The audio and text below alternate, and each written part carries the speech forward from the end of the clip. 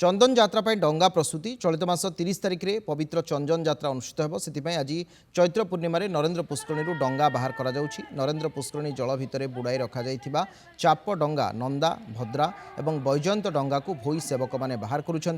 चाप डंगागुड़ी को आवश्यक मरामती पर यह रंग कर कार्य लग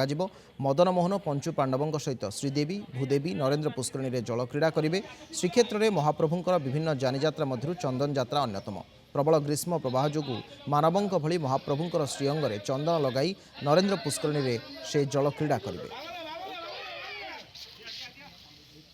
गोटे ना बुड़ी रही थाए एवं आज आम ये पुण्यतिथि परंपरा मुताबक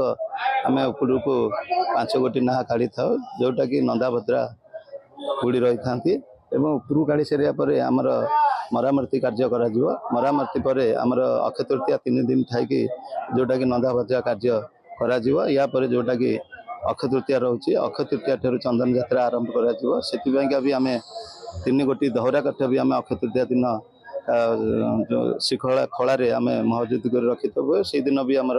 आज्ञामाला विजय हुए। नरेन्द्र पुष्करणी मध्य बुड़ी थाए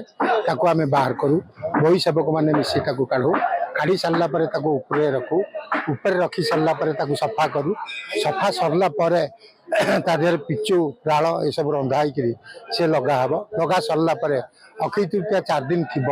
आम पानी पकई चंदन घर सामना को नबू सिटी महाराणा सेवक और भोई सेवक मैंने मिसी कार्य करेंगे। नरेन्द्र पुष्करणी 5 गोटी डंगा पानी कढ़ाई आमर चंदन यात्रा 4 दिन पूर्वर यही चाप निर्माण कार्य आरंभ हो पूर्व यह सफासफी कर रंग चित्र इत्यादि कर